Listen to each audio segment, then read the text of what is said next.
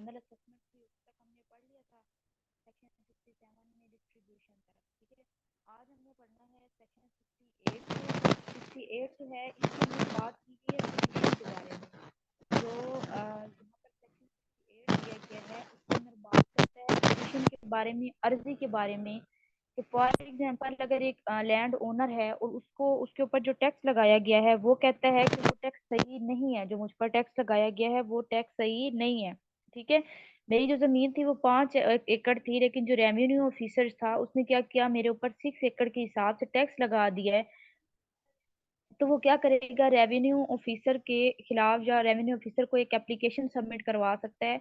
Petition वो कब, अर्जी कब जमा करवा सकता है, ये सेक्शन 68 बता रहा है। और इसके लिए ना आपने ये याद रखना है कि पिटीशन जमा करवाने की जो उसके पास डेट है वो 30 है, ठीक है। 30 डेज उसके पास है, 30 डेज के अंदर अंदर वो पिटीशन जमा करवा सकता है। उसके बाद रेवेन्यू ऑफिसर जो है वो उसको एक ऑर्डर देगा, वो उसको रिफ्यूज करता है या एक्सेप्ट करता है, ये पीछे भी हमने पढ़ा है। लेकिन यहाँ पर अलग बात हो रही है, ठीक है। यहाँ पर वो कहता है कि उसकी जमीन कम थी लेकिन ज्यादा के हिसाब से उस पर जो है वो टैक्स लग गया है, तो अब वो अर्जी जमा करवाना चाहता है। तो वो बात करेगा, रेवेन्यू ऑफिसर को एक एप्लीकेशन सबमिट करवाएगा, और वो उसने कब करवानी है, 30 डेज में। यहाँ पर वो उसको क्या देगा, एक ऑर्डर देगा जिसके ऊपर उसे अमल करना है। अच्छा, अब 69 में वो कहता है, 69 के अंदर वो बात कर रहा है कि appeal from orders under the section 62 and 68, ठीक है। अब यहाँ पर कह रहा है कि हमने 62 के अंदर पढ़ा था, आपको अगर याद हो तो 62 में मैंने आपको कहा था कि जो लैंड ओनर है, ठीक है, अगर वो सेटिस्फाइड नहीं है, मैंने उसके अंदर भी यही बात की थी कि वो एप्लीकेशन जो है, असेसमेंट जो की गई है उसकी रिकंस्ट्रेशन जो है उसके लिए असेसमेंट जो है उसकी की गई है, उसके ऊपर वो एक एप्लीकेशन सबमिट करवा सकते हैं। उसके ऊपर उसको तीन जो है ना कंडीशन लगाई जाती हैं। या तो वो कहता है कि मेरी मकई नहीं थी, आपने जो टैक्स लगाया वो मकई की फार्म में लगाया। दूसरा वो कहता है कि आपने जो मेरे ऊपर शर्तें रखी वो बहुत सख्त है। तीसरा वो कहता है कि अमाउंट जो थी वो 2000 बनती थी, जबकि आपने 25 जो है वो लगाई है मेरे ऊपर, ठीक है, 2500। तो इस सूरत में वो अपने जो है एक एप्लीकेशन दे।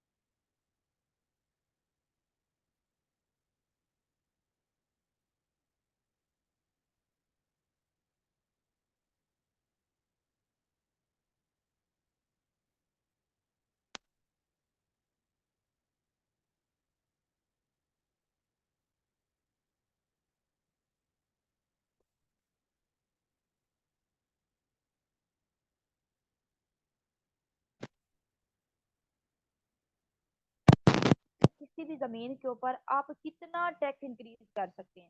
ठीक है, अब सेक्शन 70 जो है ना, सेक्शन 70A, उसके अंदर ये चीज भी बड़ी क्लियर की गई है सेक्शन 70 के अंदर कि कितनी जमीन होगी तो आपने कितना टैक्स अदा करना है, कितनी जमीन होगी तो आपने कितना करना है। ठीक है, अब यहाँ पर मैं आपको समझाती हूँ, बहुत जरा देखिएगा। अगर तो आपके पास 2.5 एकड़ जमीन है, अगर आपके पास 2.5 एकड़ जमीन है, इरिगेटेड लैंड है, ठीक है, इरिगेटेड लैंड है और वो 2.5 एकड़ एकड़ से ज्यादा है और 12.5 एकड़ से कम है, तो आपने क्या करना है, आप उसके ऊपर 50% जो टैक्स होगा वो बढ़ा सकते हैं। आप उसके ऊपर क्या कर सकते हैं, 50% तक जो टैक्स है उसको बढ़ा सकते हैं। आप कैसे 50% तक बढ़ाएंगे? फॉर एग्जाम्पल, आपके पास लैंड है, 2.5 एकड़ से आपके पास लैंड ज्यादा है और 12.5 एकड़ से आपके पास लैंड कम है, तो क्या होगा कि फॉर एग्जाम्पल आपके पास पहले आपने लगाया था 300, अब वो कह रहा है कि 50% बढ़ा दो। 50% बढ़ाने से क्या मुराद है, आपने क्या करना है, इसके अंदर 150 को प्लस कर देना है। ठीक है, प्लस, जब 150 को प्लस करेंगे, 150% वही होता है ना कि जो जितनी रकम आपने टोटल लगाई होती है उसका आपने हाफ लगाना होता है। अब 300 टोटल उसने पहले उसके ऊपर टैक्स लगाया हुआ था, ठीक है, अब उसने क्या करना है, उसके हाफ कर देना है 50%, तो 150 हो गया। इसको जब हम प्लस करेंगे तो 5 और 4, ठीक है, 450 जो है वो नेक्स्ट जो आप इसके ऊपर जो है वो बढ़ा सकते हैं। ठीक है, ये आपने याद रखना है। यहाँ पर इरिगेटेड लैंड अगर आपके पास 2.5 एकड़ से ज्यादा और 12.5 एकड़ से कम है, या अनइरिगेटेड लैंड आपके पास 5 एकड़ से,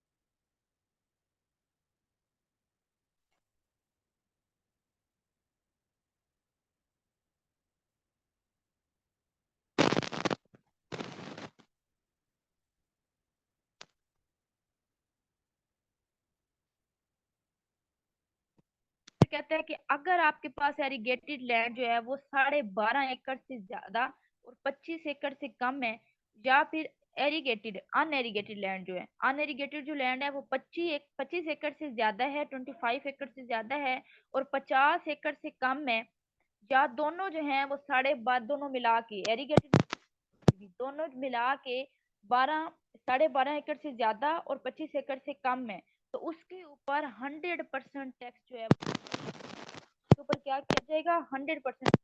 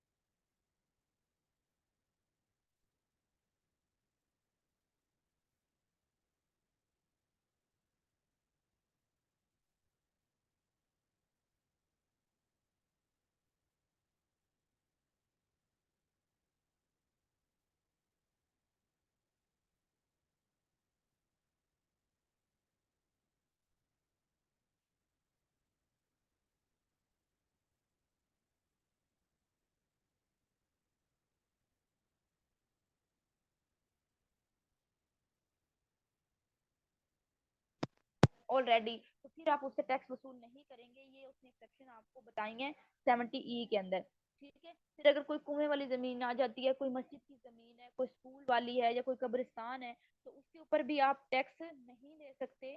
शर्त ये है कि वो जमीन 50 एकड़ तक होनी चाहिए। अगर वो जमीन 50 एकड़ से ज्यादा होगी तो फिर उसके ऊपर टैक्स लिया जाएगा। ये आपने याद यहाँ पे रखना है के अंदर कि वो कहता है कि 50 एकड़ अगर आपकी जमीन है, ठीक है, और वो जो जमीन है वो उसके ऊपर कुआं है, मस्जिद है, स्कूल है, कब्रिस्तान वगैरह है, ठीक है, देन उसके ऊपर कोई टैक्स